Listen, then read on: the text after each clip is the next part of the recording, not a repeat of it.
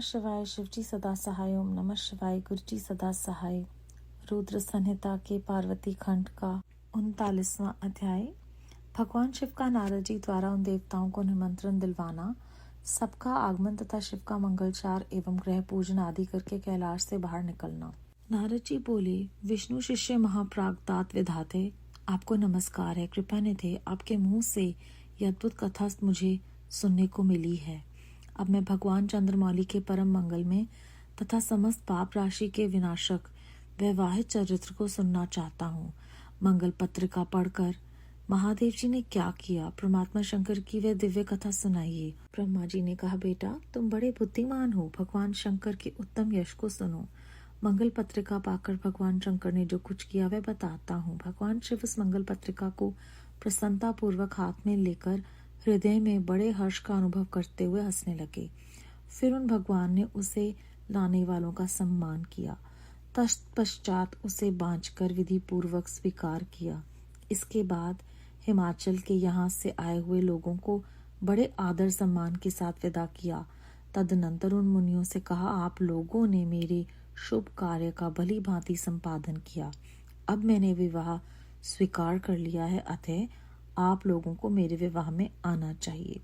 भगवान शंकर का ये वचन सुनकर वे ऋषि बड़े प्रसन्न हुए और उन्हें प्रणाम एवं उनकी परिक्रमा करके अपने परम सौभाग्य की सराहना करते हुए अपने धाम को चले गए।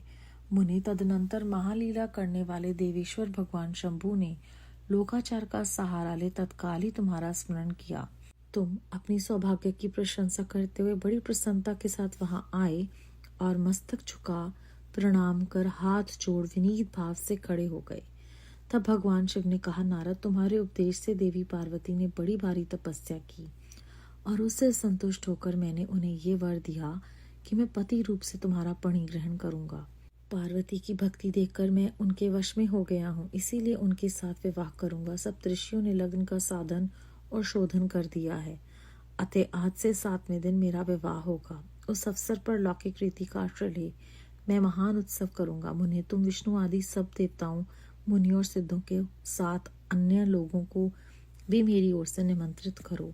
सब लोग मेरे शासन की गुरुता को समझकर प्रसन्नता और उत्साह के साथ सब प्रकार से सज धज कर स्त्री पुरुषों को साथ लिए यहाँ आए। ब्रह्मा जी कहते हैं, मुने भगवान शंकर की इस आज्ञा को शिरोधार्य करके तुमने शीघ्र ही सर्वत्र जानकर उन सबको निमंत्रण दे दिया। तत्पश्चात शंभु के पास आकर उनकी आज्ञा के अनुसार तुम वहीं ठहर गए। भगवान शिव भी उन सब देवताओं के आगमन की उत्कंठा पूर्वक प्रतीक्षा करते हुए अपने गणों के साथ वहीं रहे। उनके सभी गण संपूर्ण दिशाओं में पहुंचते हुए बड़ा भारी उत्सव मना रहे थे। इसी बीच में भगवान विष्णु सुंदर वेश धारण के अपनी पत्नी और दल बल के साथ शीघ्र ही कैलाश पर्वत पर आए और भक्ति भाव से भगवान शिव को प्रणाम करके उनकी आज्ञा पार कर प्रसन्नता पूर्वक उत्तम स्थान में ठहर गए। इसी प्रकार मैं अपने गणों के साथ स्वतंत्रता पूर्वक शीघ्र ही कैलाश गया और भगवान शंभु को प्रणाम करके अपने सेवकों सहित सानंद वहां ठहरा। तदनंतर इंद्र आदि लोकपाल और उनकी स्त्रियां आवश्यक सामान के साथ खूब सच धज कर वहां आईं। वे सबके सब उत्सव मना रहे थे। तत्पश्चात मुनि, नाग, सिद्ध, उपदेवता तथा अन्य लोग भी निमंत्रित हो उत्सव मनाते हुए वहां आए हुए। सब देवता आदि का पृथक पृथक सहर्ष स्वागत सत्कार किया। फिर तो कैलाश पर्वत पर बड़ा अद्भुत और महान उत्सव होने लगा। देवांगनाओं ने उस अवसर पर यथा योग्य नृत्य आदि किया। विष्णु आदि जो देवता भगवान शंभु की वैवाहिक यात्रा संपन्न कराने के लिए इस समय वहां आए थे, वे सब यथास्थान ठहर गए। भगवान शिव की आज्ञा पाकर सब लोग उनके प्रत्येक कार्य को अपना ही कार्य समझकर नियंत्रित रूप से करने लगे और इसे शिव की सेवा मानने लगे। उस समय सातों मातृकाएं वहां बड़ी प्रसन्नता के साथ शिव को यथा योग आभूषण पहनाने लगी। मुनि श्रेष्ठ परमेश्वर भगवान शिव का जो स्वाभाविक वेश था वही उनकी इच्छा से उनके लिए आभूषण की सामग्री बन गया। उस समय चंद्रमा स्वयं उनके मुकुट के स्थान पर विराजे। उनका जो सुंदर ललाटवर्ती तीसरा नेत्र था वही शुभ तिलक बन गया।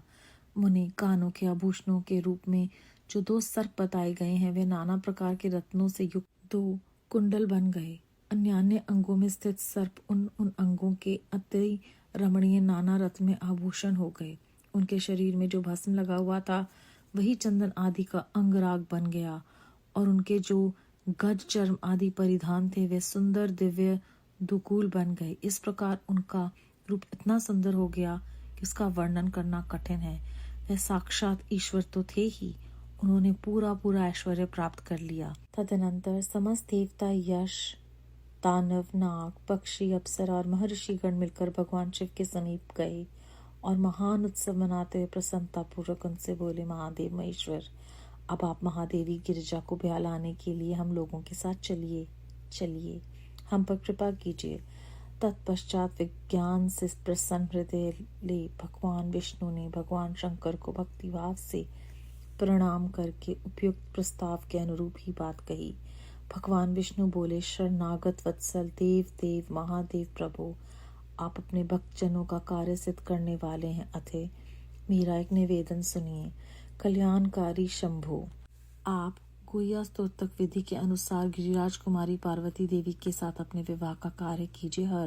आपके द्वारा विवाह की विधि का संपादन होने पर वही लोक में सर्वत्र व्याख्यात हो जाएंगी। अतः नाथ, आप कुल धर्म के अनुसार प्रेम पूर्वक मंडप स्थापन और नांदी मुख श्राद्ध करवाइए तथा लोक में अपने यश का विस्तार कीजिए। ब्रह्मा जी कहते हैं, नारद भगवान विष्णु के ऐसा कहने पर लोकाचार परायण परमेश्वर शंभु ने विधि पूर्वक सब कार्य किया। उन्होंने सारा अभूदय कार्य कराने के लिए मुझको ही अधिकार दे दिया था। अतः वह मुनियों को साथ ले मैंने आदर और प्रसन्नता के साथ वे सब कार्य संपन्न किया। महामुनि उस समय कश्यप, अत्रि, वशिष्ठ, गौतम, भागुर, गुरु, कण्व, बृहस्पति, शक्ति, जमदिग्न, पराशर, मार्कंडे, शिलापाक, अरुणपाल, अकृतश्रम, अगस्त्य, च्यवन, गर्ग, शिला, दिदीची, उपमन्यु, भरद्वाज, अकृतवर्ण, पिपलाद, कुशिक, कौतस तथा शिष्यों सहित व्यास, ये और दूसरे बहुत से ऋषि जो भगवान शिव के समीप आए थे, मेरी प्रेरणा से विधि पूर्वक वहां अभ्यदयक कर्म कराने लगे। वे सब के सब वेदों के परांगत विद्वान थे। अतः वेदोक्त विधि से वैवाहिक मंगलाचार करके ऋग्वेद, यजुर्वेद और सामवेद के विविध उत्तम सूतकों द्वारा महेश्वर की रक्षा करने लगे। उन सब ऋषियों ने बड़ी प्रसन्नता के साथ बहुत से मंगल कार्य कराए। मेरी और शंभु की प्रेरणा से उन्होंने विघ्नों की शांति के लिए प्रीतिपूर्वक ग्रहों और समस्त मंडलवर्ती देवताओं का पूजन किया। वे सब लौकिक वैदिक कर्म यथोचित रीति से करके भगवान शिव बहुत संतुष्ट हुए और उन्होंने प्रसन्नता पूर्वक ब्राह्मणों को प्रणाम किया। तदनंतर वे सर्वेश्वर महादेव देवताओं और ब्राह्मणों को आगे करके उस गिरिशेष कैलाश से हर्ष पूर्वक निकले। कैलाश से बाहर जाकर देवताओं और ब्राह्मणों के साथ भगवान शंभु, जो नाना प्रकार की लीलाएं करने वाले हैं, सानंद खड़े हो गए। उस समय वहां महेश्वर के संतोष के लिए देवता आदि ने मिलकर बहुत बड़ा उत्सव मनाया। बाजे बजे तथा गान और नृत्य हुए। अध्याय 39 समाप्त। इस अध्याय में फिर से हमने देखा कि ब्रह्मा जी फिर से हमें बता रहे हैं कि भगवान शिव जी को जब मंगल पत्रिका मिली, उन्होंने उसे विधि पूर्वक स्वीकार किया और सबका बड़ा आदर सम्मान किया और फिर उन्हें अपने विवाह के लिए आमंत्रित भी किया। इसके पश्चात जब उन्होंने विवाह के लिए तैयार होना था तो 7 मातृकाएं वहां उनको आभूषण पहनाने लगी। वो कहते हैं कि जो भगवान शिव का स्वाभाविक वेश था वही उनकी इच्छा से उनके लिए आभूषण की सामग्री बन गया।